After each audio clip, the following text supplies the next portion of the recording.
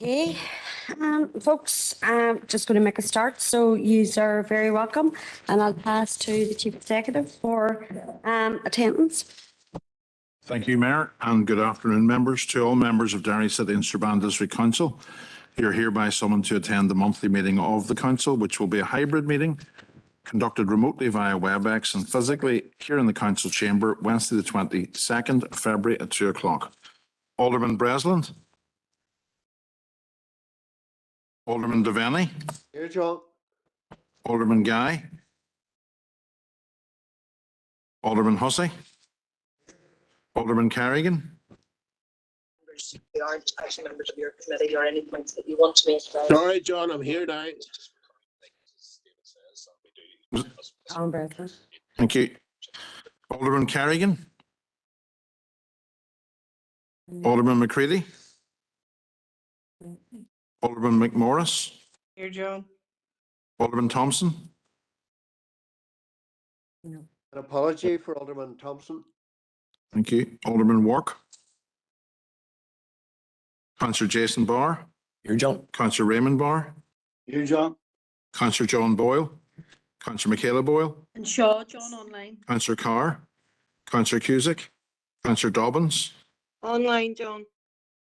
Councillor Donnelly. Councillor Doyle. Here, John. Councillor Alex Duffy. Councillor Sandra Duffy. Sure. Councillor Edwards. Here online, John. Councillor Farrell. Councillor Ferguson. Here, John. Councillor Gallagher. Councillor Harkin. Here. Councillor Heaney. Sure. Councillor Jackson. Sure. Councillor Kelly. Sure. Councillor Logue. Shaw. Councillor McGinley. And Shaw online, John. Councillor McGowan. And sure. Councillor McGuire. Councillor McHugh. Councillor McKinney. Councillor Mooney. Councillor Norris. Councillor O'Neill. Councillor Riley. Councillor Senoy Barr. Yeah, John, online. Councillor, thank you. Councillor Tierney. Thank you, members. Thank you, John. Just so the broadcasting statement, I would like to remind everyone present at this meeting in the chamber or in attendance remotely that the meeting will be broadcast live to the internet and will be capable of repeated viewing.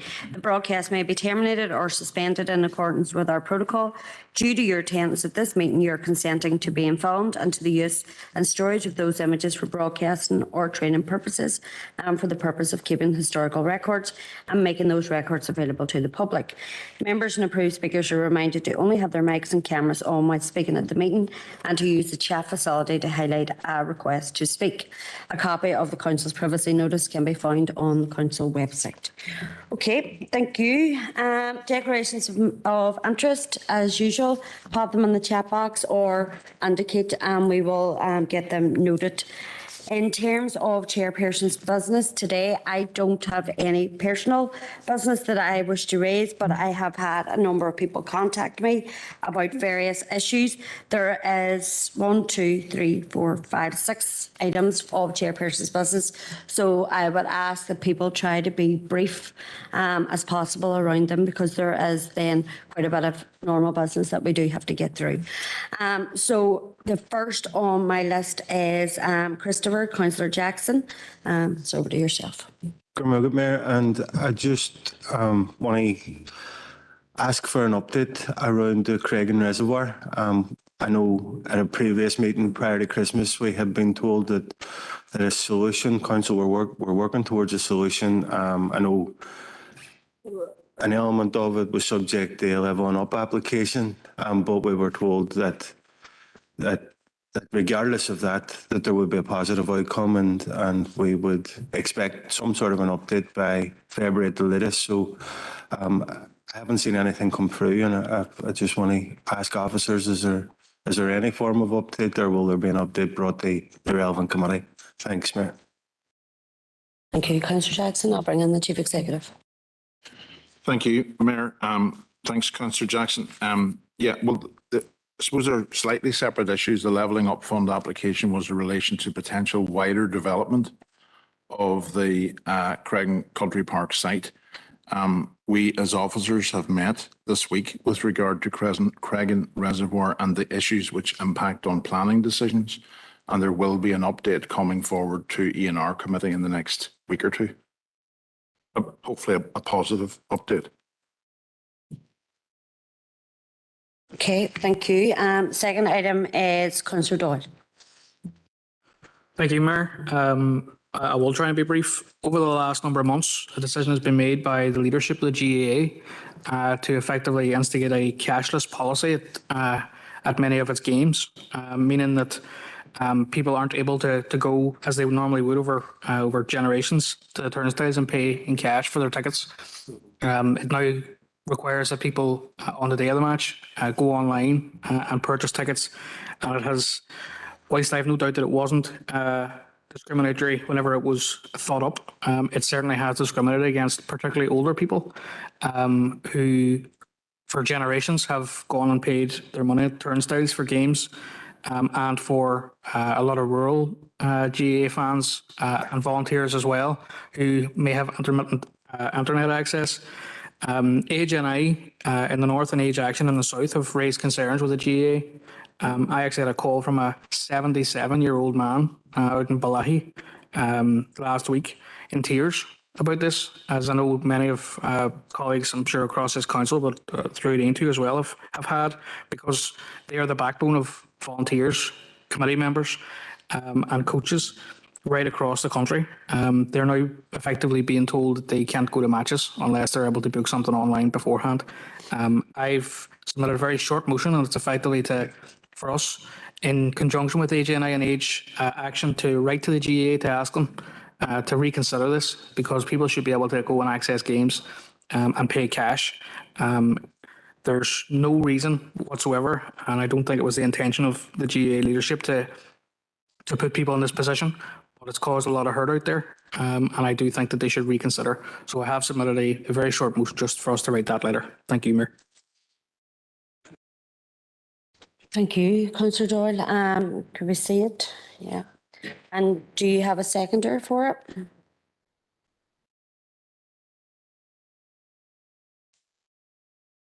I second it, Chair, Councillor Dunbar. Thank you, Raymond, but Councillor Neil has already seconded in the chamber, so thank you. Okay, give us a second.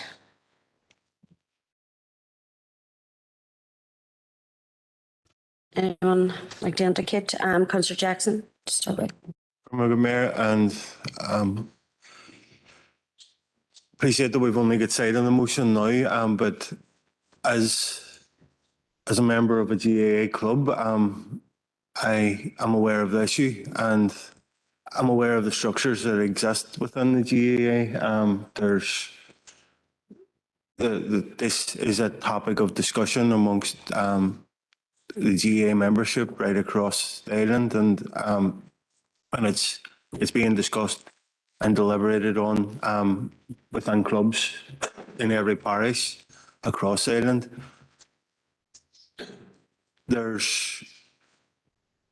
As a party, we've no issue raising the concerns and supporting the motion that's in front of us. But I think the most important element of this is that the GAA engage constructively with the members' clubs, and that's an important element, regardless of what we as a council right. The GAA need to be listening and engaging with players and supporters at club level, and because that is the heart and soul of our national sport, and that's where we see that where the voices need to be heard.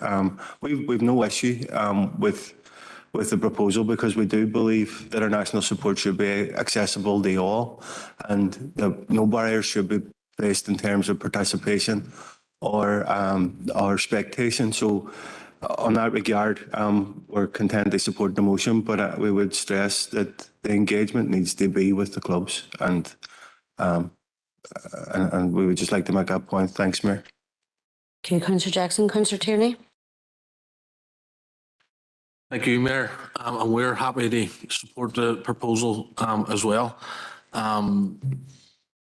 the GAA across the island, more particularly here locally, have been making huge strides over this last number of years to try and attract people into the sport, particularly from the city. And this is only something that's going to hinder all of that good work. I think it's, the GAA, like every sport, in my opinion, should be as accessible as it can be to everyone, and there shouldn't be barriers put in people's way. Whilst the world, unfortunately, is moving towards that sort of online booking system for almost everything, there are still people who, for one reason or another, because of trust or whatever reason, don't use online systems, and they shouldn't be penalised or punished or held back from attending recreational organised games such as the GAA like this.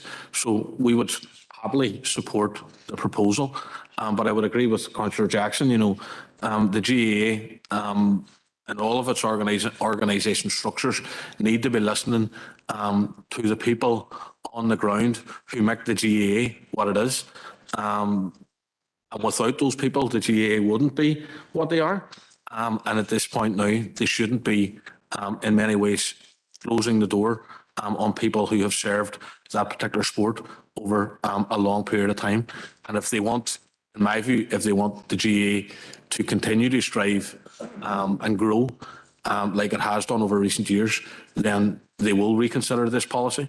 But I think the best way for them to do that is to listen to the people who attend the games, listen to the people who organise the games at a local level, and listen to the people that this is going to impact on the most. But in terms of the motion, we've no issue in supporting their proposal. Thank you. Thank you, Councillor Tierney. Councillor Doyle, I'll bring you back in to sum up. Councillor Neal, just checking if you wish to speak. No, okay. Okay, with no further speakers, I'll bring you back in to sum up. Thanks, Mayor. And it was remiss of me, I should have mentioned that I'm a member of the MySCLG. I agree absolutely with the comments made, and I know the GAR consulting with clubs on a regular basis. Christopher's right when he says that, and that's like absolutely the structures that should be used. But just given the widespread concern about this, I welcome the comments from members. Thank you. I have no indication of anybody going to speak against it, so I am content to say that that's unanimous, and we will take that letter to the GA. Okay, next item of chairperson's business is Councillor Neal. Thank you, Mayor. My item was around the murder, untimely murder of Brianna G. there 2 weeks ago. And I just think it's important that this council acknowledges and reflects on her murder. She was a young trans teenager murdered in Warrington. And I just firstly want to offer People Before Profits condolences to the family on the murder of their daughter. And my heart goes out to her family, but particularly heartbreaking is that the family that identified at the school that Brianna was getting bullied, and they have said that the school did little about it. And unfortunately, this is the reality for far too many trans young people, locally. And unfortunately, this murder is in the climate of growing anti-trans hate across these islands. And we've seen the mainstream media, we've seen public figures and politicians have been pushing transphobic messaging over the last few years. And there is a direct line between these words and violent acts against our community.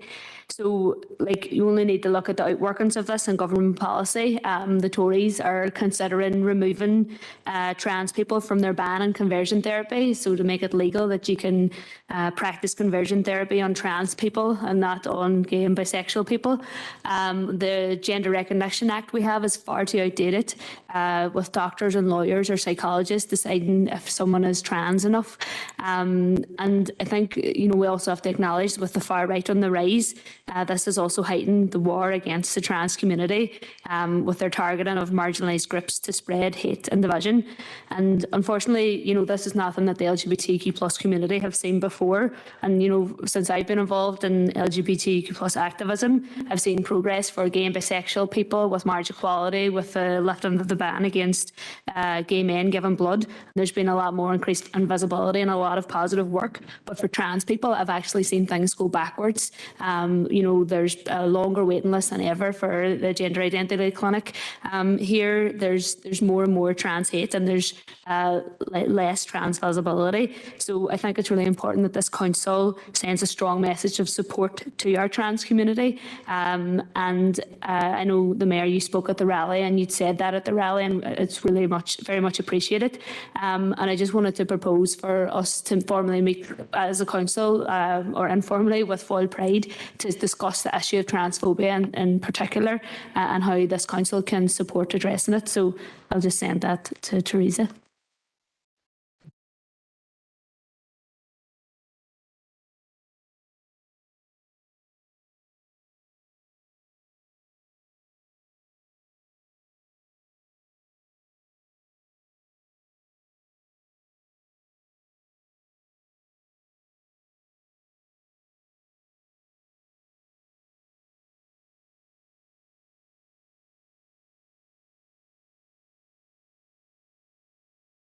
Thank you, Councillor O'Neill, and I'm happy to second that. No, it's a wee bit out of the ordinary, but I think it's such an important issue. And as you said at the rally the other day, it was good to see such a good turnout at it of people standing in solidarity with the trans and non-binary community. And I think it's vitally important that we do send out that message from Council. Councillor Doyle. Thanks, Mayor, and thanks to Councillor O'Neill for bringing this forward. I think a very clear message has to go from this council that violence against the trans community is absolutely unacceptable. And, this harrowing case of Brianna Gay is, not only is it shocking in itself, but also shocking then when we find that the two individuals arrested for the crime are school children. We have to ask ourselves what it was that these young people thought about either Brianna or trans people in general that precipitated this. But we, as a party, have no problem in supporting the motion and no problem in coming out and saying that trans people should not be or indeed anybody else, be the victim of violence because of who they are. Thank you. Thank you. Councillor Ferguson. Thank you, Mayor. Again, we want to give our condolences to Brianna G's family in this horrific murder. I think it's completely horrifying in this day and age that someone is murdered because of how they identify and how they want to be seen. I think the narrative around trans is just so volatile at this moment in time. It is really, really sad. I look forward to meeting with the Foyle Pride community and see what we can do to address transphobia and address the fact that we do have violence against women and girls, and that must include our trans women and girls as well. So we're happy to support this proposal. Thank you. Thank you. Councillor Jackson. Mayor, on behalf of Sinn Féin, we fully support the proposal that's in front of us. Any instance of homophobia or transphobia is absolutely disgusting, but whenever it leads to somebody losing their life, it's disgusting, disgraceful. There's no words they said. So anything that we can do, and I completely take on board and commend the work that Foyle Pride have done over many years. They address the issues that unfortunately existed within our area, and we've taken great strides. They address it, but we wouldn't have took those strides without the voices coming from Foyle Pride and the LGBTQ plus community. So if there's anything that we can do as a council, we should be doing it, and the collaboration and working with Foyle Pride is certainly one that we would welcome. Thank you, Mayor. Thank you, Councillor Tierney. Thank you, Mayor, and thanks to Councillor O'Neill for giving this council an opportunity to express our collective condolences on the murder of Brian O'G, and send our condolences to her wider family and the wider trans community as well. Anyone being attacked because of how they identify or because of who they are is totally and absolutely wrong and should be condemned. The story surrounding it, I think Councillor Doyle was touching on it. Makes it even that, if it's even possible, makes it that little bit even more sickening. To be honest, I think it is a good opportunity for this council through this proposal to once again engage with Foyle Pride, who have been at the forefront of raising and campaigning around LGBTQ plus issues, not only in the city but further afield. And I think, you know, if the council are serious about trying to do something and about sending out a message that we are totally against any type of homophobia or transphobia, then the best place to start is to speaking to people like people involved with Foyle Pride. So on behalf of the SDLP, we totally and absolutely condemn what happened, send our support to the LGBTQ plus community, and are no doubt about supporting the proposal before us, and look forward to that conversation and hopefully ongoing conversation with LGBTQ plus activists across this city and district. Thank you. Councillor Tierney and Councillor Donnelly. Good Chair, and just look, the place and record my support for the motion, and I concur with the previous sentiments. This is a child, and heartbreaking, absolutely heartbreaking how some, you know, and I know it's going before courts in Britain, but any parent, you know, can't help but identify anybody at all how this must have a terrible effect on their lives that they'll probably never recover. And, you know, there does seem to be a rise on hate crimes in general. And I think the statistics, even in the 6 counties, that 90% of people, you know, of race hate crime goes unsolved. And we do see a rise in the far right, and we do see them joining together. You know, it was only recently we had English fascists here tying in with fascists in Ireland, and it's all interlinked, and it's on the rise. And we've seen it, and there's councillors here who were at the Pride March in Oma, and we've seen the behaviour of those who were protesting against it, and it's wrong. It's just pure and utter hate. So I want to be associated with the motion. Thank you. Thank you, Councillor Donnelly. I have no further speakers, and it seems that it's also unanimous. So thank you, Councillor Neil, for bringing that item up. So next on the list is Alderman Hussey. Thank you for the opportunity, Mayor. I'm given to understand that a collective of organisations across our district council may have communicated with the chief executive in regard to the forthcoming coronation in May of King Charles III. Can the chief executive confirm that he would have received such a communication, and can he, if so, can he outline how he would intend to take that communication forward? Thank you, Mayor. Thank you. I'll bring in John.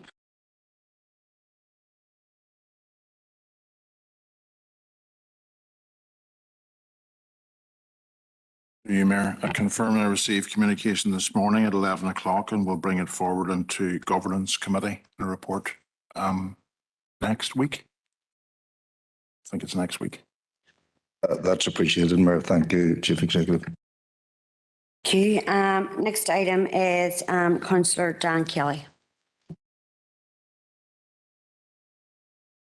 Thank you, Mayor. I won't take up too much of your time. I've asked for this opportunity to speak, to address, or to express my sympathy to the family of Joe Malarkey in Ballinagorry on his recent passing.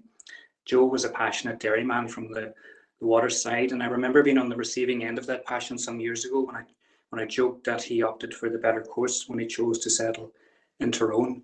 For anybody that knew him, he was a great character, a great family man, and he was imbued with a great sense of community, and he would have been heavily involved with the community group in Ballinagorry.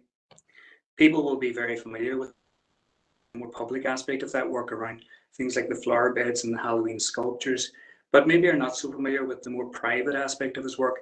And I'm thinking of the amount of time he spent partnering with council in helping deliver the community care support during the pandemic. It's no surprise his loss is so keenly felt. So, Mayor, if I could ask that you send condolences on behalf of council to Joe's wife, Maria, his children, Joseph and Anya, and the wider family circle in the sad news of his passing. Gormugget. Thank you. Councillor Barr on this. Thank you, Mayor. On Saturday morning, it was very sad to hear the passing of Joe. Joe was a man who had the community at heart. His passion for the development of Ballinagorry was clear to be seen. During COVID, as Dan rightly said, he spent a lot of his free time volunteering to deliver the food parcels to the vulnerable around Ballinagorry. Joe was a man always willing to help others, and even in death, his legacy will live on and helping others, as Joe was an organ donator, so his organs have now been passed on to help others. I enjoyed our many conversations over the past few years, and it was plain to be seen how well thought of Joe was by the vast numbers who attended his funeral this morning in the Derry Road. On behalf of the SDLP, our thoughts and prayers go out to his wife Maria, children Joseph and Anya, his mother Margaret, brothers, sister, wider family circles, his friends, his colleagues at work and within the brighter Ballinagorry Development Group. Thank you, Mayor. Thank you, and thank you, Dan, for raising that. And of course, I have no issue in sending a letter of condolences to Maria and Joe's children on his sad passing. So thank you. Final item of Chairperson's business is Councillor Michaela Boyd. Thank you, Mayor, and I'll be very brief. Mayor, just less than 2 weeks ago, there was much frustration around and anger around the news that the EU programmes body Piece 4 funding allocated to the Riverine project could primarily be lost due to the delays in the planning process. However, and I want to commend the Chief Executive and his team in our council area and the Donegal manager, John McLaughlin, and his team for their intense efforts ongoing with those bodies to get the Riverine back on track and lobbying them very, very well. I'm delighted the confirmation now from Board Plena has been granted around the planning permission, and just want to say that, you know, that there was a lot of dismay and frustration, but you know, this project, delighted to say, is now progressing through the Peace, hopefully through Peace Plus, when that funding programme is launched in May. So just to say, we'll want our council and Donegal County Council to keep the pressure on any remaining statutory approvals that need to come forward and prioritise it as a matter of urgency. And that there is a positive message out there now that it is back on track and it is progressing, and you know, that it will come, the Riverine project will come to fruition soon. So thank you, Mayor. Alderman Hussey, Councillor Barr, and then Councillor Gallagher. Thank you, Mayor. And like Councillor Boyle, can I thank those who have been working behind the scenes on the difficulties that had arisen. I do have to say that on my way down, I was listening to Mark Patterson interviewing Melissa McHugh, MLA. And I do have to say that the negativity from Mark Patterson as to the historic issues, I found excruciating. whilst Militia McHugh MLA was trying to say, look, we're actually moving forward on this following the meeting that we had yesterday with the two chief executives and with officers from Donegal County Council. When the positivity that we left meeting with was clear, and we did leave with that positive feeling from the meeting, those of us who were there. To hear this morning that planning has come through from the Southern Planning Authorities is extremely welcome and only adds to the project as we try to move this project forward via Pace Plus. I'm also delighted that we're committed to retaining the very important animation that goes along with this project and keeping communities on both sides of the river involved in an extremely important project. But as I say, the negativity that I heard from a Radio Foil presenter, I found disturbing. And I would ask, with your permission, Mayor, if the Chief Executive can give us his take on yesterday's meeting, which I firmly believe was positive. It was mentioned, bad news is what the media prefer to look at. There was good news that we heard yesterday, and I believe that's what we should be focusing on going forward. Thank you, Mayor. Okay, Councillor Barr. Thank you, Mayor, and just like Alderman Hussey and Michaela Boyle and Raymond Barr as well attended that meeting yesterday morning. It was very informative, it was very productive, and no, it is. This riverine definitely needs delivered, especially for the town of Strabane and the community of Lifford for the benefit of the people living here. So, but look, the SDLP is fully committed to see this project go over the line, and we'll make sure that we do all we can to make sure that this progresses so it does go over the line. So again, thanks to John and his team and to the team in Donegal County Council for the meeting yesterday, and we look forward to many more meetings and to finally seeing this project delivered for the people of Strabane and Lifford. Thank you. Okay, Councillor Gallagher.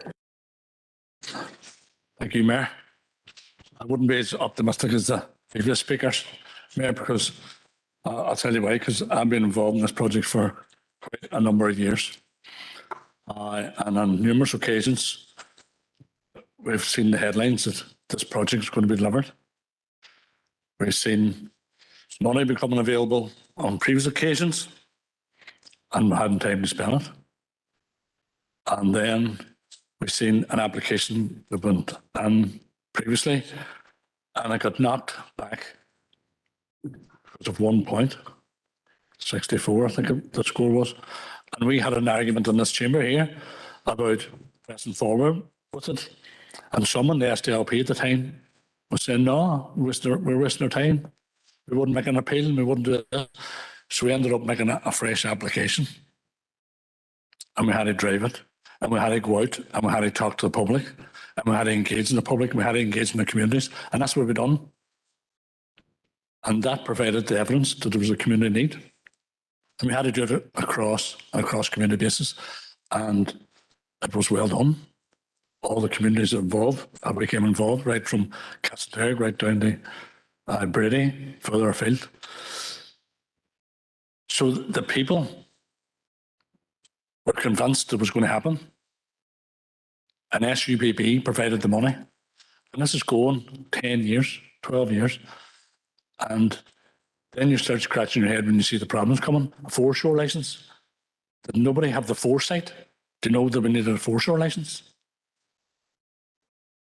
I don't know. There should have been. And there should be a lot of stuff done. And we came into this council here, we were talking about landowners and engaging with landowners on the northern side. And that was, no, we'll do this, we'll do that. And then eventually, when it became too late, we were going to engage with landowners. And you're saying, what's going on here? So the people out there are saying, what is going on here? And for us, and for anybody to come on a radio station and say, this money is guaranteed next time, is not telling the truth. They're not. We, as a council, yes, can be committed to putting in place things that need to be put in place, things that need to be and should have been put in place years ago. That's what we should have been doing. But there is no guarantees. And we could do one guarantee here today. Yeah. One. That this council is only going to support one project going forward under Peace Plus, and that is the Riverine project. That's what this council should commit to if we're going to make promises that we're going to go forward under Peace Plus.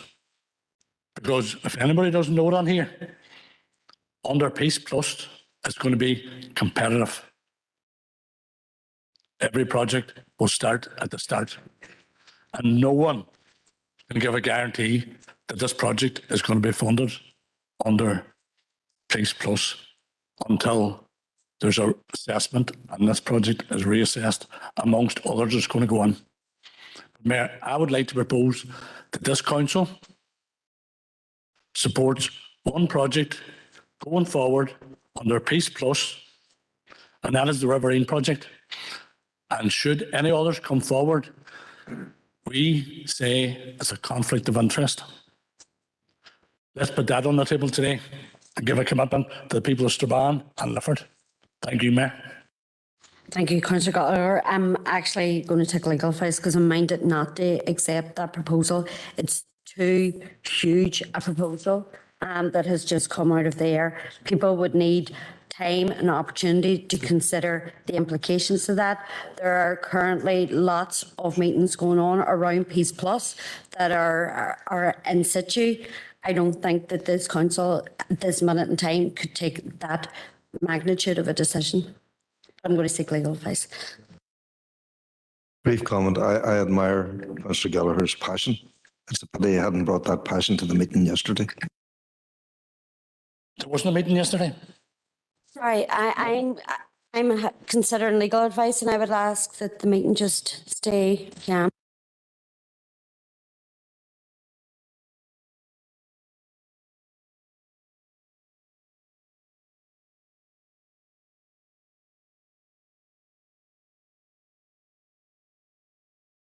Yeah, I'm not going to accept it on the no, I'm not going to explain first. I'm not going to accept it on the basis of that it is such a substantive notice of motion that needs to be brought properly through the proper channels. It's too big for it to be considered here without giving people an opportunity to meet within their own groupings, to have conversations, because there is a magnitude of work currently ongoing.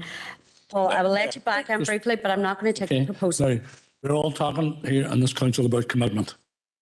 But let's commit to bringing forward a report that this council will be committed solely to the Riverine project under Peace Plus. Well, I'm not taking the proposal, but I do think. So, no, I'm. Mayor, what you're saying then is this council is not committed. I ruled that I'm not taking the proposal. Thank you. Mayor, so you're saying. No, I'm going to bring in the chief executive now to give an overview of the meeting that took place yesterday. Well, thank you. I'll ask him then. Paul, when he thank you. comes in. Well, thank you, Mayor. Look, I mean, very broadly yesterday, the chief executives and the chief executives were asked for an opinion, and the senior officers present, and the chief executives gave a factual account of the unfortunate series of events that has led to the project not being able to be delivered under Peace 4. And the key issue is time. Statutory approvals, particularly on the southern side, all on the southern side, have unfortunately taken much, much longer than had been notified previously to Donegal County Council by An Bord Pleanála. Pleanála had advised previously that it would potentially have provided planning determination by last summer, revised that to October of last year, and then there were internal difficulties with An Bord Pleanála, which led to a situation where no date could be provided for a determination of the planning application. And as such, the project, we as Donegal County Council, together with ourselves, could not advise the SEUPB that the project could be delivered within the funding timeframe. There were a number of other statutory approvals as well. There's quite a detailed explanation of all of that. I suppose to specifically answer the question that I've been asked, the meeting did report positively that a positive determination has now been received from on board Planala on the 15th of February. I think it was the 15th of February, which is a major step forward. The foreshore license that was referred to should be much more forthcoming now that a positive determination has been made by on board Planala. The planning application for the Strabane side, the northern side, will come before Council's Planning Committee, subject to some further information being received from DFI by March, which would have been sufficient time for the northern side to have been constructed within the funding envelope.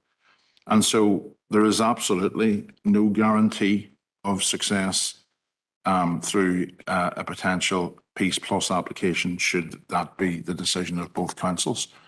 I think what was reflected yesterday in the meeting by the officials, given our experience of such applications and the evaluation criteria that would be applied, coming forward with a project that has been so well worked up, that has at that stage received the majority of the statutory processes, cleared those hurdles, would certainly, we feel, place it in a very, very strong position in terms of evaluation. But clearly there are no guarantees, absolutely not, nor we couldn't give them, nor could the SEUPB give them. And that was what was reflected at the meeting yesterday. Thank you, Mayor. Thank you, Chief Executive, for the update. Paul? Just from, thank you for that, Chief Executive. From the point of view, Chief Executive, of this council, and I think what you highlighted as what I was saying there was correct. There is no guarantees. But what this council can do is around giving commitment. And this council has been taking this project forward since its amalgamation here. But the question I'm asking you, John, is can we bring forward a report very quickly into this chamber that says that we are so committed to this project on the Riverine and Strabane and Lifford, along with Donegal Council, that we are so committed that we know it's gone into a competitive Peace Plus, but we will only be committed to this project. Can we have a report on that? Mayor, we as officers will have to bring a report into council to advise of the potential projects that council might wish to consider putting forward for Peace Plus. Mayor, just thank you for your parents. So that means that going forward, going into Peace Plus, if we support all the projects, that inevitably could weaken the Riverine project. Therefore, the Riverine project again comes round to a score mechanism and only scores 63 and is underneath the threshold. That has the potential. If we are supporting other projects a lot more than we're supporting the Riverine, so we run into that danger of ending up in that position. So do you see anybody that's talking here about commitment? Like, it's not a false commitment unless we put it down in black and white that this is what we're committed to. Thank you, Councillor Gallagher. Chief Executive will bring a report on it and the council will make their decision. So, thank you. Okay. I presume that report will be also made aware of the other projects that Councillor Gallagher is referring to, that this council would be hoping to move forward on. Yeah. That's it. Okay, that concludes Chairperson's business. So moving on then to the confirmation of the open minutes of the meeting of council held on Wednesday, the 25th of January. And if people would bear with me because I've just today got onto the new ModGov. Still trying my best. So for accuracy, if I could get a proposer. Alderman Hussey, a seconder. I've seconded Brestford. Thank you. Any matters arising from the minutes? Alderman Hussey. C12/23, page 18, Newton Stewart regeneration. Can I thank officers who reorganised the meetings with regard to Newton Stewart regeneration. I was pleased to be able to attend the meeting in the 2000 Centre in the afternoon. Can I presume that we will receive an update on progress at our next E&R meeting? And can I also note, and I suppose it's similar to Councillor Gallagher and the Riverine project, one of the things towards the end of the consultation that I detected was a frustration reference past promises on, particularly in Newton Stewart, yet to be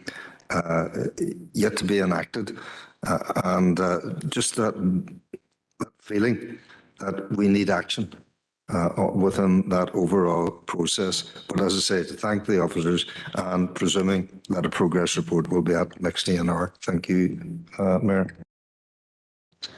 Thank you, Alderman Hussey. Alderman Devaney.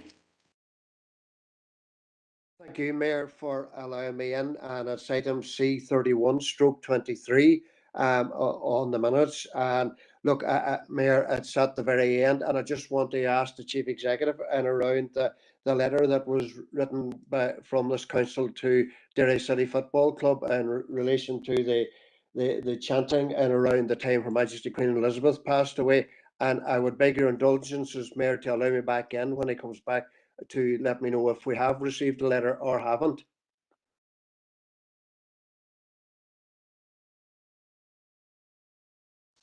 Mayor, I can confirm that Council has sent a letter and has also sent subsequent correspondence to that letter, but as yet has not received a response. Thank you, John, for that.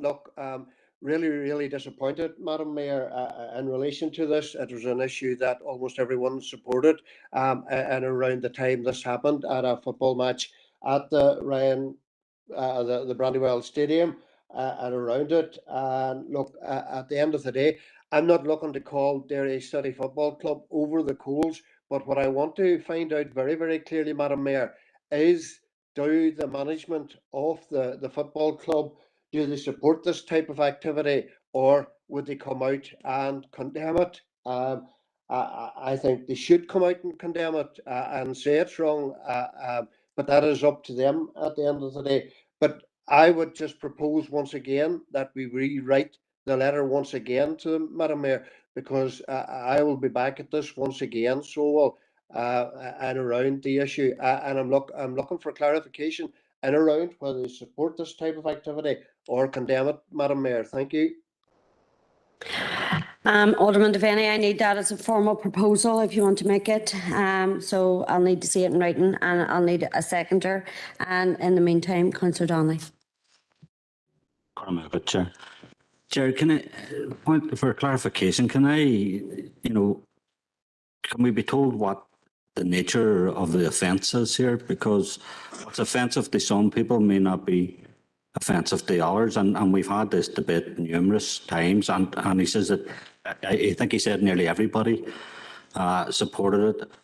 I don't remember supporting it, and I would like to clarify what is the nature of what's his issue. Thank you. Alderman Devaney, are you going to make the proposal in the chat box? Madam Mayor, I was just writing it there, and I want to come back in. I think Councillor Donnelly will know this was raised before at a committee meeting that I was at, and it was raised at full council again on the issue going through. And look, it needs to go back in the minutes. But I'm writing it in, Madam Mayor. I will be a little bit slow, and it's just basically to rewrite the same letter back to Derry City again, if that makes it handier for you. Through the chair, I have seconded. Thank you, Alderman Bresson. I already have Alderman McMorris in the chat box seconding it. Okay, thank you.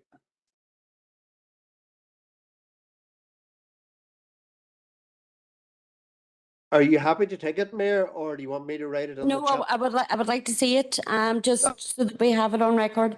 Councillor Tierney. Thank you, Mayor. I suppose we'll look whenever we see the proposal that's coming.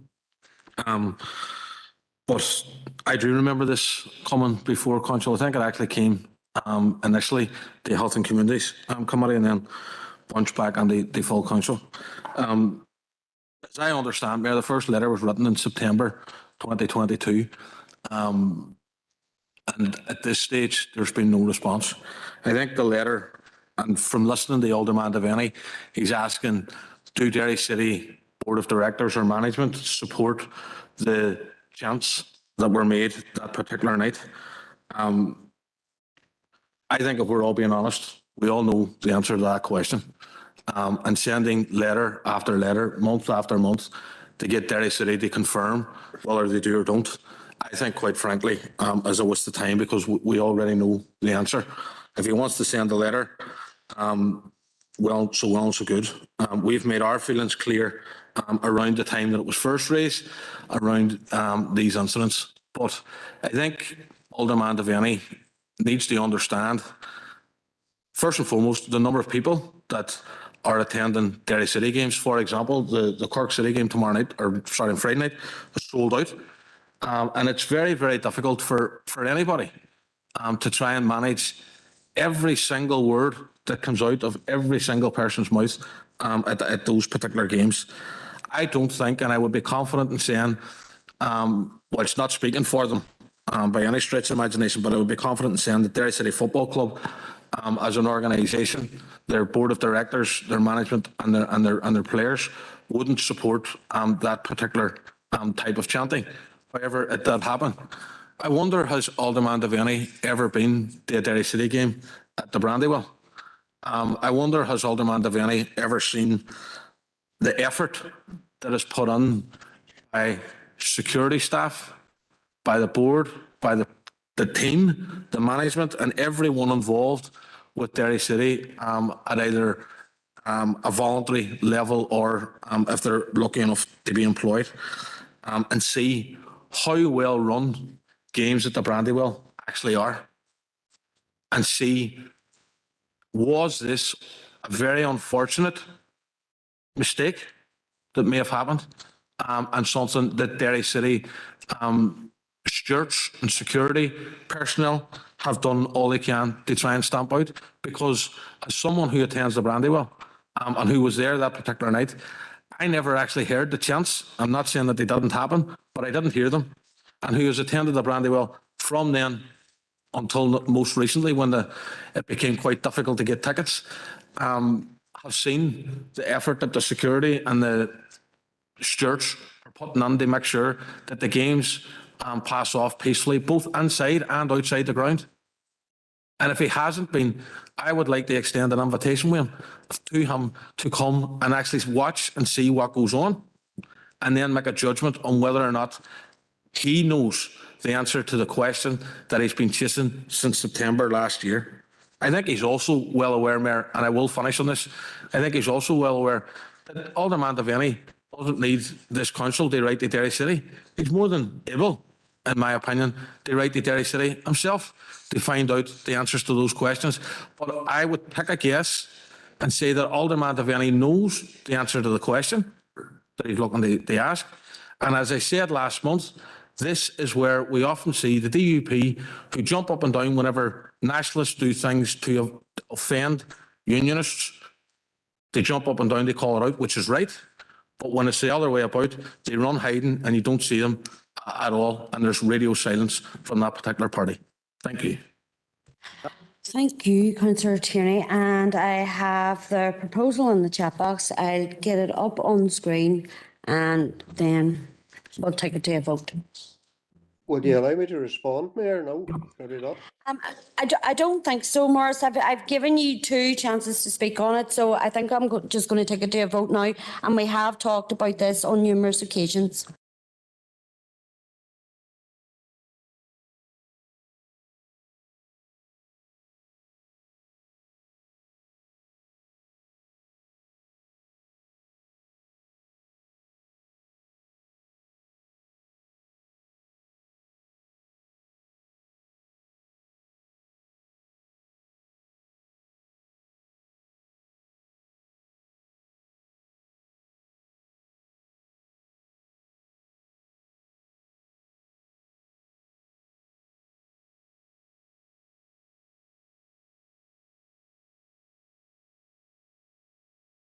Mayor, if you could just get them to take out that chance made and take that part out of it, just the word made out.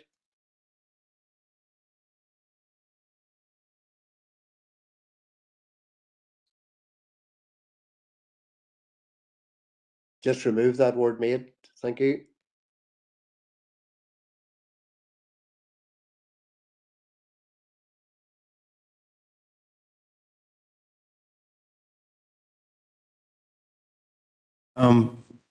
Just, I just want to question the validity of the proposal. And under our standing orders, we can't make the same proposal within a 6-month period. And this is sort of bordering on the ridiculous if we're going to send a letter every time we meet at full council on the exact same issue. Thanks, Mayor.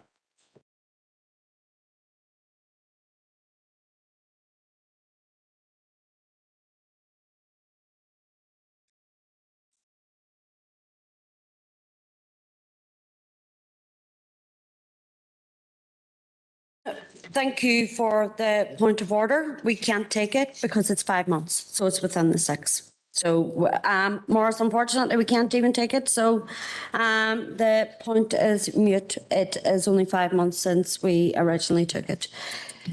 So does that mean, Madam Mayor, I can bring it to next month again? The 6 months will be up then. I look forward to it. That's okay. Okay, thank you. Councillor Harkin, you have 2 issues.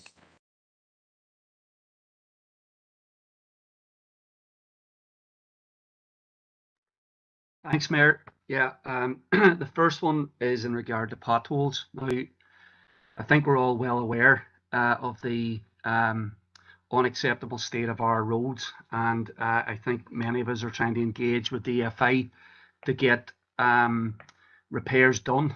But the state of the roads right now isn't acceptable. So it's not just one DA. I think this applies right across the district. It's been brought to my attention by road service workers that they are going to be going on strike on the 27th of this month for a week. I think that the demand that they are making is related to pay, and they are also in a cost of living crisis. They also need a decent pay to deal with rising costs and everything else. And that they are so. And from my point of view and our point of view, there's already a huge delay in getting many of the repairs done across the district, and it's damaging cars. It's infuriating people. It's leaving a lot of cyclists, unwilling to get on the roads. And now there's going to be a strike, and that I think will further compound the state of our roads, because road service workers won't be able to get out there and do their job as they want to. And I think that this is a pressing issue for the council and for the district.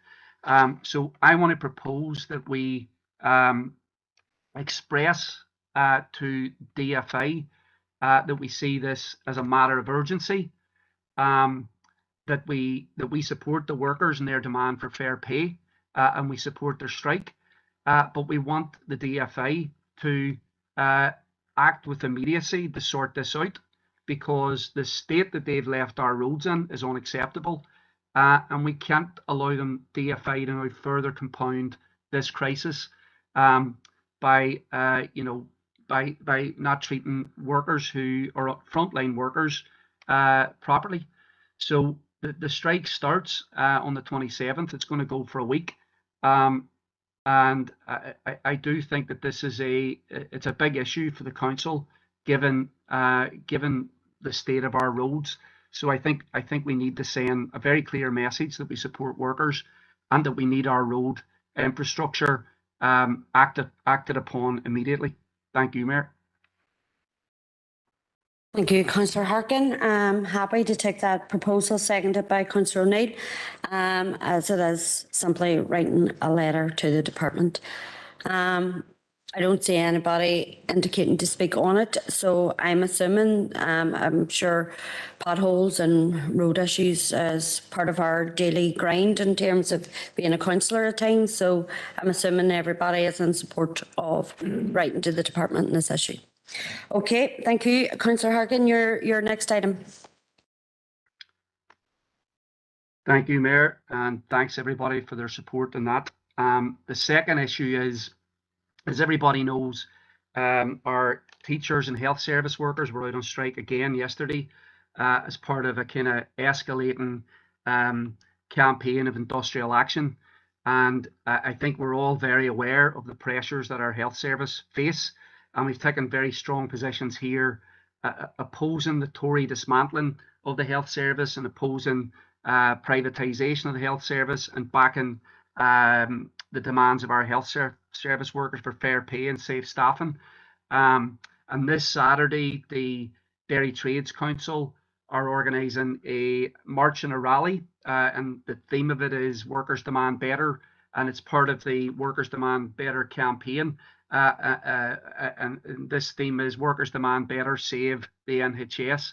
I think we as a council should send a message of solidarity to the event and support it and promote it in whatever way we can. The NHS isn't just an issue for those who work in it, it's an issue for everybody who depends on it. And we very much need to defend the idea that healthcare should be free from the cradle to the grave. And we are in a very serious fight now over whether or not we're going to have a health service that actually aims to do that. So I would encourage people to support the march and rally on Saturday.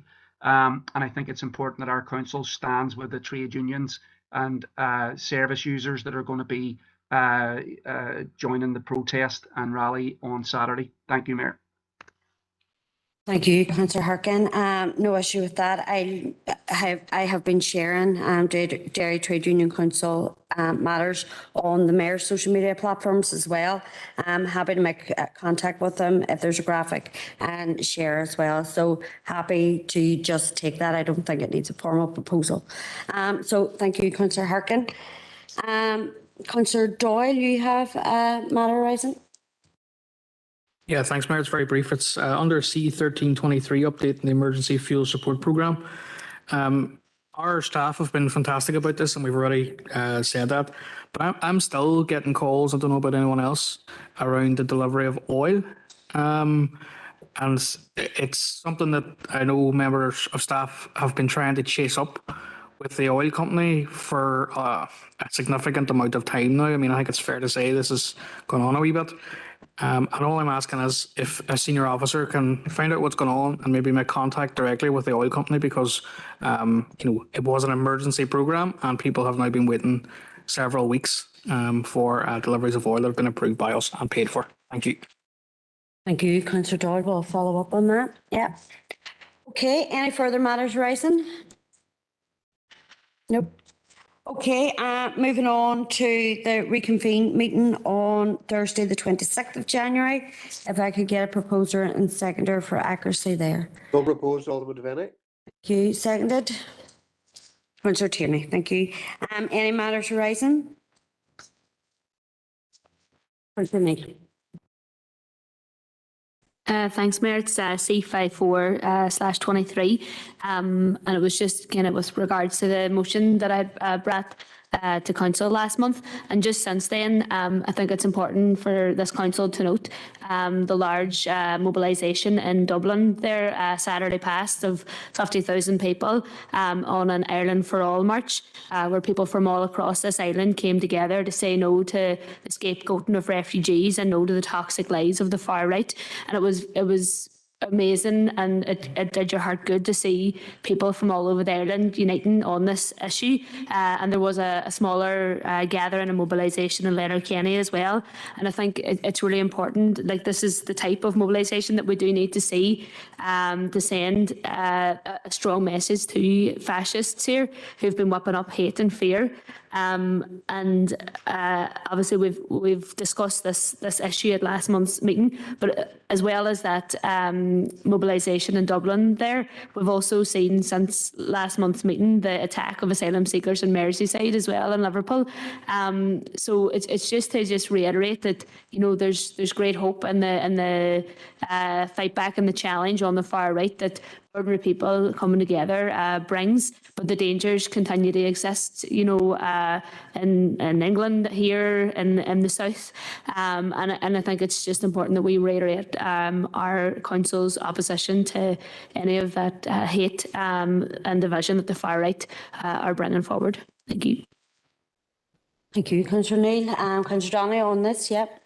Thanks, Chair. And look, I agree with what Councillor O'Neill said, but a wee bit closer to home too, we've had the Belfast Multicultural Association building, which had been there's been a number of attacks on it, on the building, and there's been attacks on the staff, and there've been cars damaged, and it got to the stage where it just got so intense that the staff were too afraid to go back, and they had done great work. It was basically a charity.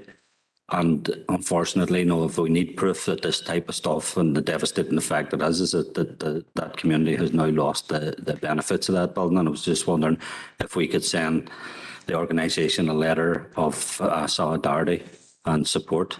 Thank you. Absolutely, Councillor Donnelly. No issue with that. I know in Belfast, my party colleague, Deirdre Hargey, has been in regular contact with them, so no problem. Any further matters arising? Okay, thank you.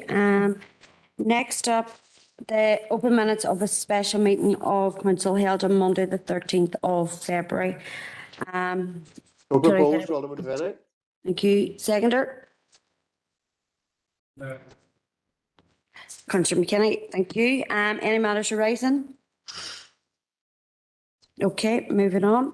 Adoption of the open minutes of the following committees. So starting off with governance and strategic planning. Proposer and seconder. Proposed, Councillor Mooney, seconded, Councillor Farrell. Any matters arising? Alderman Hussey. Thank you, Mayor. GSP 26/23 on page 80 agreed that we would contact Royal Mail about staff cuts in Strabane, Castlederg, and asking Royal Mail how they would meet their legal delivery requirements in the area if these cuts were enacted. I'm presuming that letter has yet to go and possibly was waiting on approval at full council here. Am I correct in that? And if I am correct in that, can I urge that it immediately be forwarded to Royal Mail? It's an ongoing issue that has to be dealt with. Thank you, Mayor. Yeah, it's usually the custom that we wait for ratification of full council. So it will go, yeah. No problem. Thank you. Any further matters arising? Okay, monthly planning committee. I had my hand up there. Oh, sorry. All right, okay. See you in the chat box. Go ahead. Yeah, thank you, Mayor. Look, I was alarmed, and I'm sure many others were alarmed at the announcement that the housing executive was going to raise its rental costs for tenants in the year ahead. And I think that this is going to put households that are already struggling into deeper hardship. And I think it sends the wrong message, because even in the last couple of weeks, we've had a lot of price hikes that are going to further burden a lot of households. Be that the council's raising of rates, be that TransLink's announcement that they're going to raise prices by 7%. And it's also emerged this week that food costs are up 17%, and that gas prices are up 130% from last year. So, I don't think that this is a welcome announcement by the housing executive, and I think we have to send them back a clear message that now's not the time for the housing executive to be raising prices while people are still struggling with the cost of living crisis. And there's maybe a bit of a notion that because the £600 was finally sent out by the Tories after a long delay, that it's not as bad right now. And the reality is, for many people, it is actually getting worse. And so when the housing executive piles on the pressure, it is not good. We could see a juggernaut of increased prices that are only going to put further burden on those with the least. So I think we have to call on the housing executive to rethink this price increase, and that the rental costs should be frozen during the cost of living crisis. I think it's important that our council sends a strong message in this. Thank you, Mayor. Thank you, Councillor Harkin, seconded by Councillor Neal. But I just want to make the point, Councillor Harkin, and I'm happy to take it because it is an issue that has just arose. But I think we're escalating quite quickly back into quite a number of pop-up motions that we have been trying to avoid. But because this is an issue that has come up since the closure of the notice of motion timeframe, I'm happy to take it. But in future, I really would encourage people to use the mechanisms that's there and put motions through the appropriate channels. But this is here, it's proposed and seconded. Would anyone like to comment? Councillor Farrell. Just very briefly, thanks, Mayor, and thanks, Councillor Harkin, for making the proposal. I think anybody that saw this news break yesterday will understand that the extra pressure is going to be put on families right across the north. So I think our council should send a strong message to the department and to the housing executive, ask them to reconsider this. But there's another way around this. There's two things that the housing executive or the Department for Communities could do to sort of lessen the burden on people in low incomes. So the first thing is you've got the facility of a discretionary housing payment, which the housing executive really need to publish that because it's an additional payment that can support people struggling with rental costs on a monthly basis. And they've got the opportunity to increase the local housing allowance. So anybody that's in receipt of housing benefit or gets housing costs covered through universal credit, there's a cap on how much they can claim due to the local housing allowance. If that cap's lifted, it'll help sort of lessen the burden of the 7% increase. So I'm going to propose a very, very brief amendment, which I'll email to Teresa, but it's regarding publicising the availability of the discretionary housing payment and asking the housing executive to raise the local housing allowance. But we support the motion. Thanks. Thank you. Councillor Jackson. Mayor, and just on behalf of our party, to say that we fully support the motion. It was disappointing, to say the least, when we heard that the housing executive were raising the rents by 7%. And that's, I suppose it's been done in a vacuum where there isn't accountability within the department. I know Councillor Harkin referred to a number of all the challenges that households are facing at the minute, and I would agree completely with them that households and businesses right across our society are really facing the brunt of rising costs and the cost of living crisis. And housing executive workers are amongst that too. Housing executive workers, as we know, have been on strike for 7 months without any commitment to a fair pay deal. And with the housing executive, they impose this rise without during a time where they can't come to a resolution to meet the demands of their own employees is disgraceful. But one of the things that jumps out at you, and it's worth pointing out, that this has been done in a vacuum. It's been done when there's absolutely no accountability within the department because of the DUP.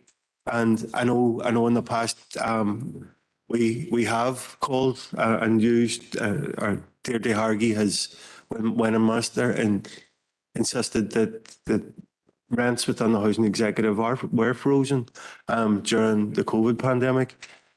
And she's been consistent in relation to and giving a ministerial direction in terms of there should be similar supports put in place to deal with the cost of living. This goes against that ethos and that previous ministerial direction. And it's concerning that these raises are imposed on tenants in that political vacuum. And again, whilst we support writing the housing executive, but I would again make the appeal to the DUP to say that we need institutions working. We need elected reps to be getting back and getting to work. And if there is any rises in costs, there needs to be explanations behind them. So that's the most concerning thing, or a big concerning thing in relation to all of this, is the timing of it. This has been done when there is absolutely no accountability within the department, and that's that's extremely disappointing from our view. But in relation to the motion, and I see the amendment that's up on the screen, our parties content to support. Thanks, Mayor. Seconding, yeah, thank you. Councillor Logue. Thank you, Mayor. I do think I will have to wait till this amendment is voted on, because I would like to add that the housing associations be requested to freeze their rental cost as well. I do know that there are a number of properties in the Craigan estate, some next door to one another, one a housing executive and one a housing association, and the tenants in the housing association property are already paying £20 more weekly, and the housing associations have never put a freeze on their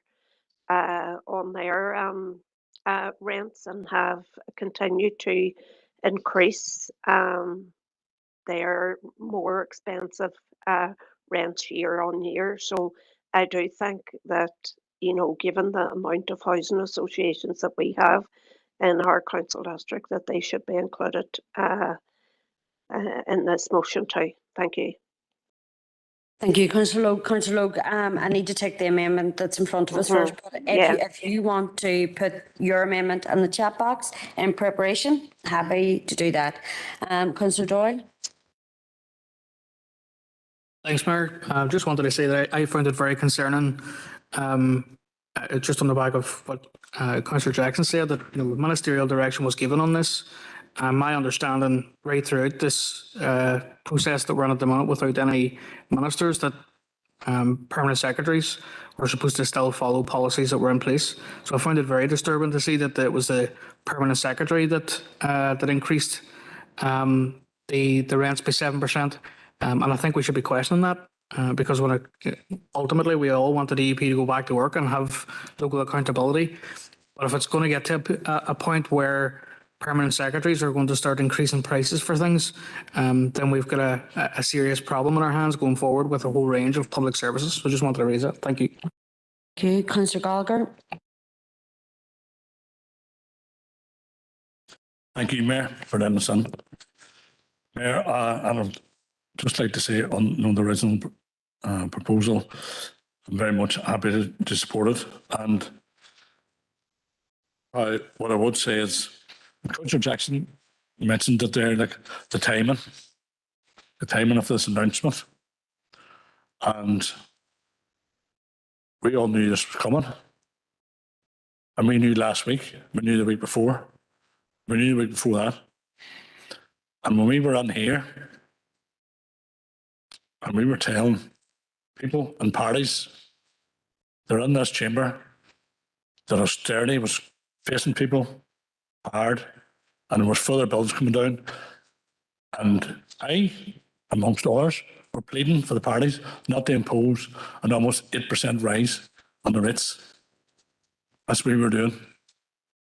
And we set out a very good argument for that.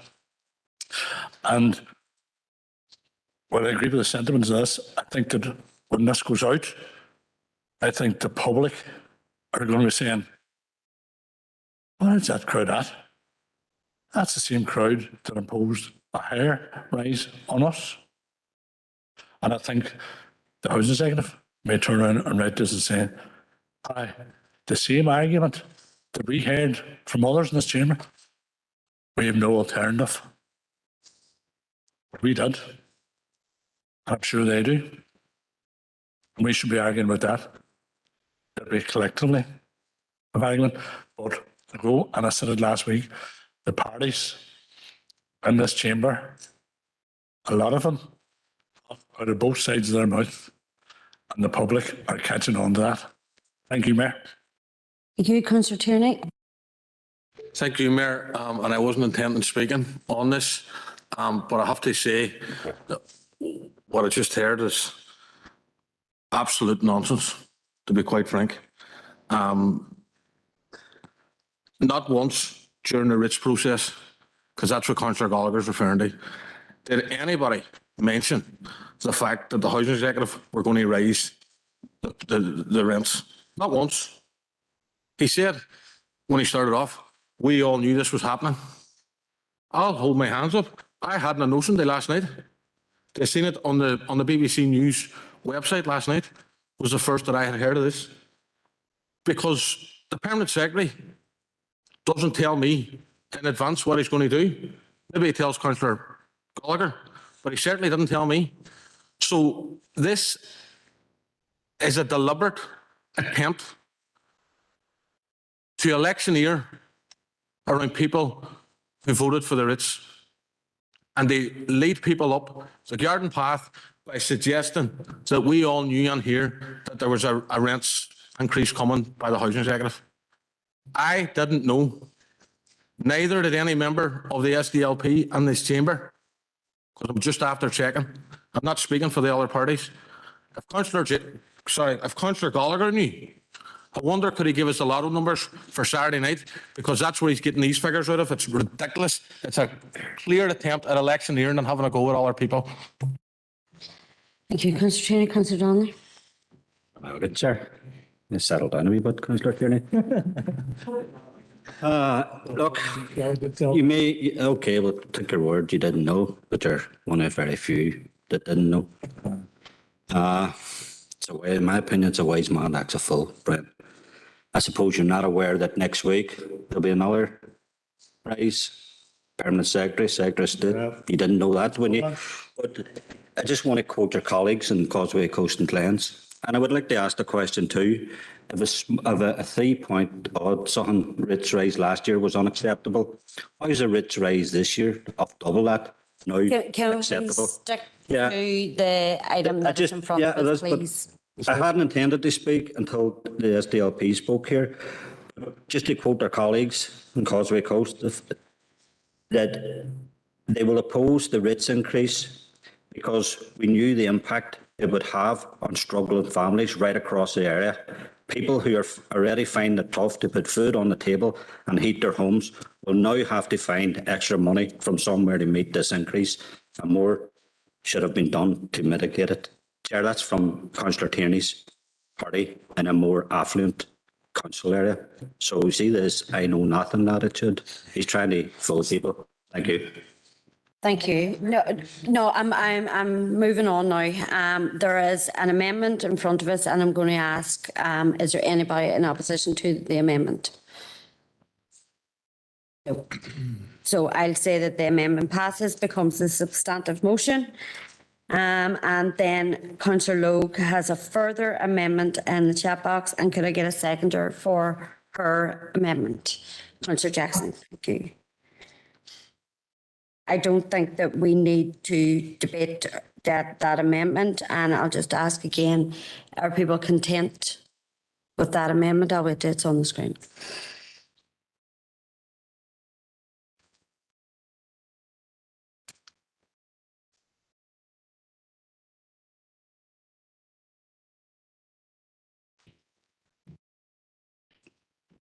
Mayor, can I just declare an interest? I'll have to abstain on it. Thank you.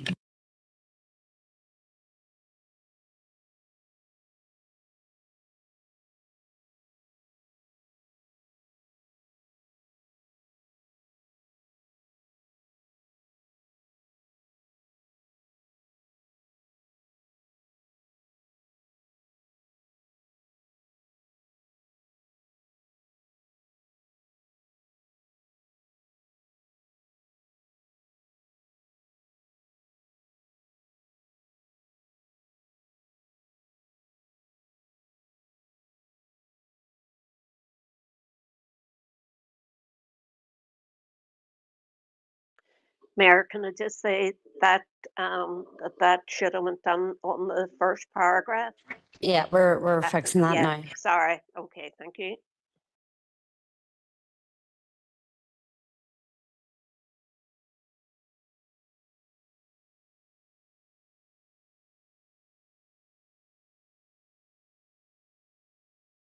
Okay, thank you, Councillor Logue. And apart from Councillor Cusack abstaining, as she has a declaration of interest, I'm assuming that everybody be content with that amendment. Okay. Thank you, Councillor Logue. That amendment is passed and becomes part of the substantive motion.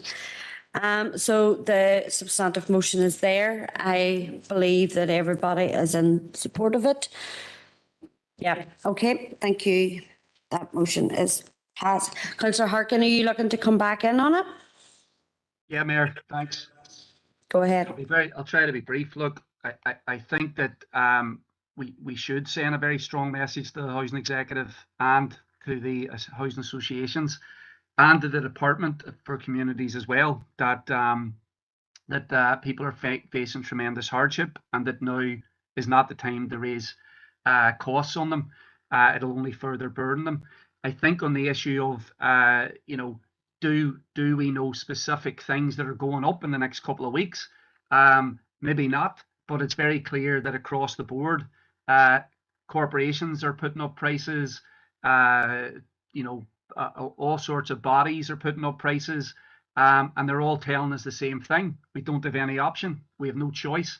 Our council did the same thing, and there is a contradiction there of parties backing this and telling off the housing executive and telling off housing associations and then doing the very same thing themselves. And it will confuse people.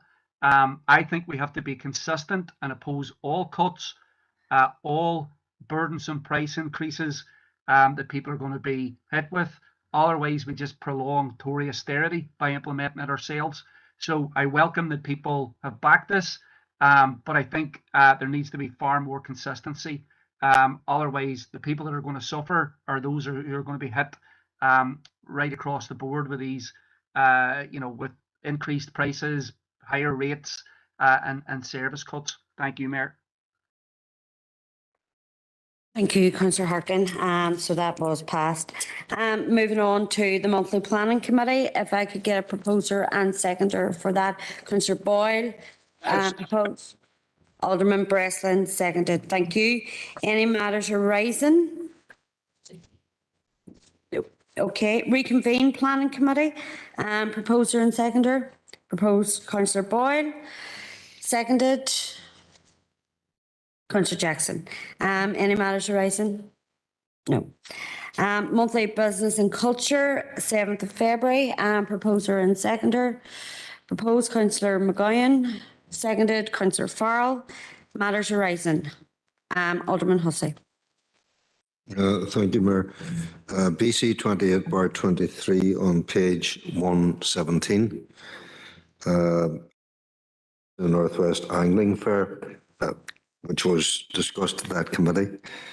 I think it's important that Council realise that support for the angling fair being held at Melvin Sports Complex was on the basis of the coming event only, and that was given constraints that were being imposed upon Council by Locks Agency, who were funding only on the basis that it would be held at that location.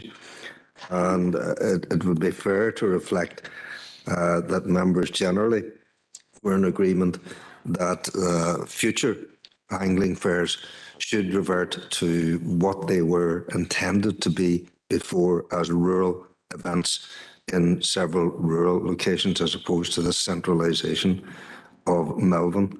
No harm in Melbourne within the rota, but there are other locations which must also be considered. Thank you, Mayor.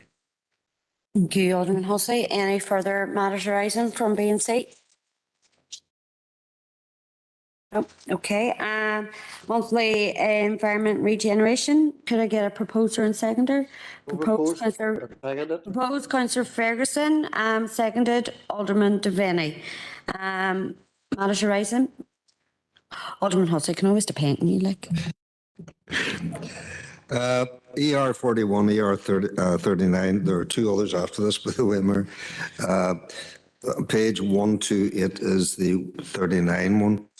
And it was in regard to street naming, property numbers, etc. The third paragraph in ER 39.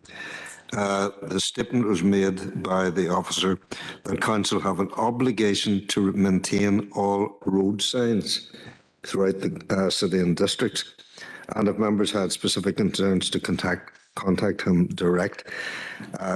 Would it be possible to have clarification or elaboration on the extent of this obligation?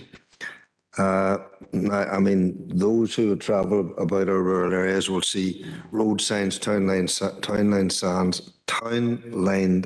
land signs that are overgrown, that are covered in dirt and basically cannot be read, etc.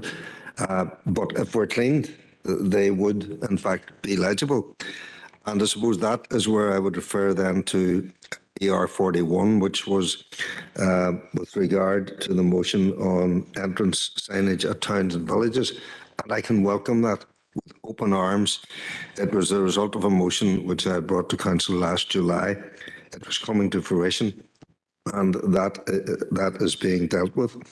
But the latter part of that same motion was in regard to road signs, street signs, which cannot be read. So what is the extent of our obligation to keeping the signage that it can be clearly read? Thank you, Mayor. Okay, I'm going to bring in the Chief Executive just to update you. Thank you, Mayor. It's actually quite a complicated issue, Alderman Hussey, with regard to street signs, road signs, townland signs, welcome signs. So we will consider your request and bring back a full report on the matter for members' consideration. I appreciate that, Mayor. If they have an obligation, we should respect our obligation. But as I say, it's really the issue of the extent of it.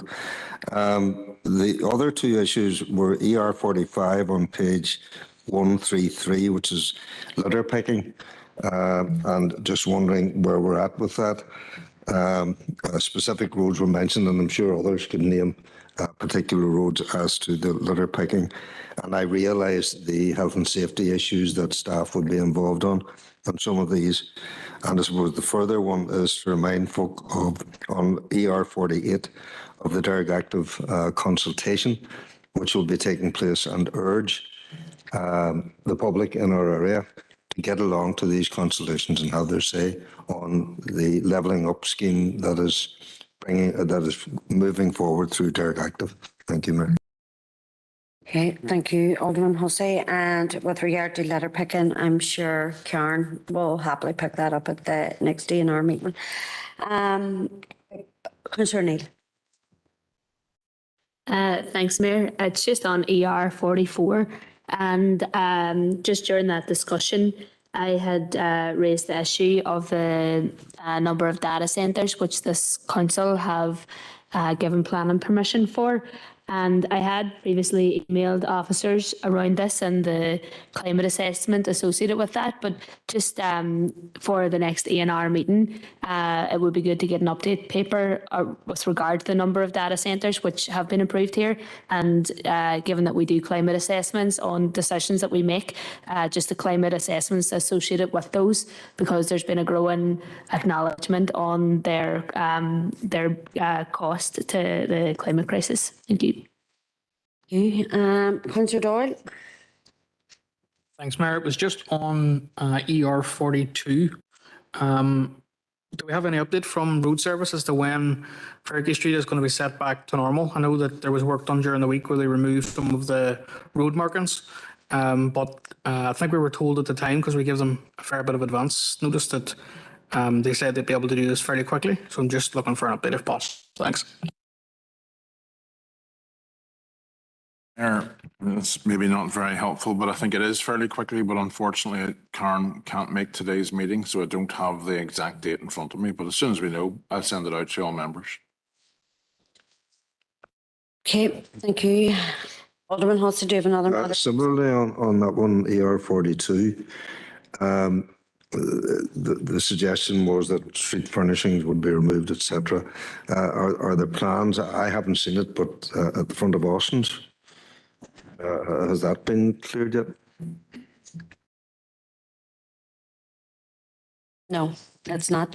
But you see, Karen's not at this meeting, so maybe these queries could be raised at the next ENR.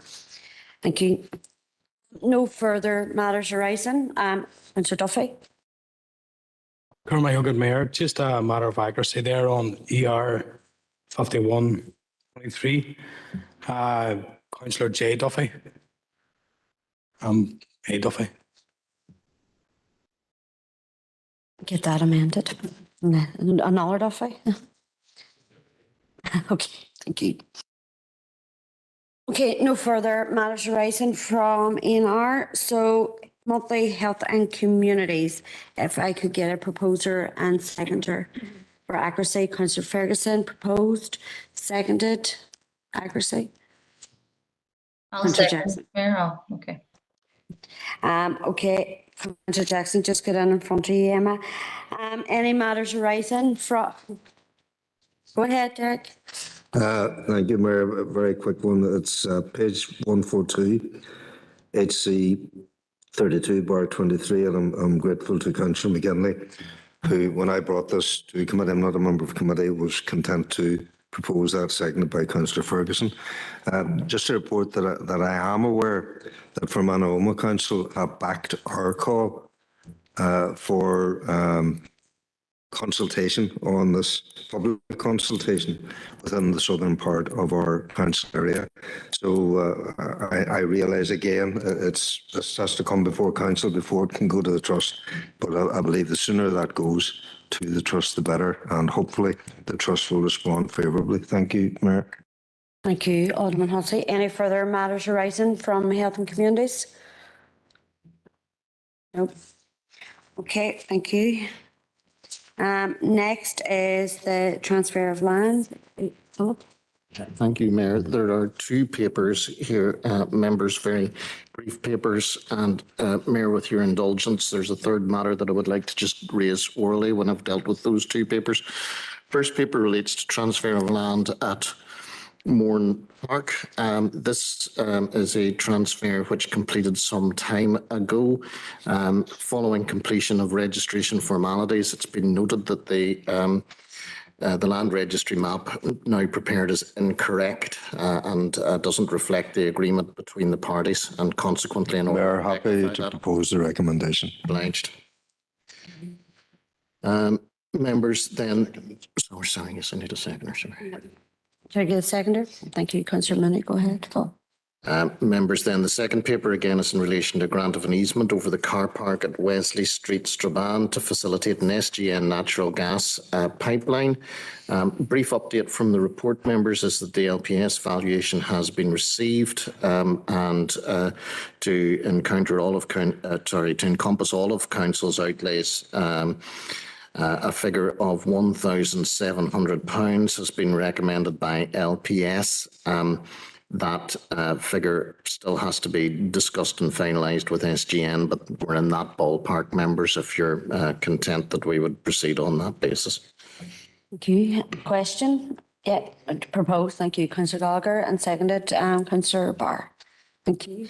Yeah, and thank you, Mayor. And with your indulgence, members, a very late matter that's been raised just today is in relation to the matter which went through Council in November, ER 268 of 22, which relates to the agreement with Glenelly Development Trust Limited in respect of the Plumbridge allotments. It has been established that there is need for an easement over the lands in order merely to get from the edge of the council-owned land to the allotments, basically a right to walk over the land. There's no cost involved in this in any way, shape or form, members, no premium due to the council, and we'll get some further details sent out in writing to all members as soon as we can. But if we could just have authority to grant that easement in the interim, that would be appreciated. Just a second. Councillor Barr, are you looking to ask a question? You were just proposing it and happy to second it. Do you have a question? No, okay. Okay, thank you. So that concludes that part of the meeting. If we could move into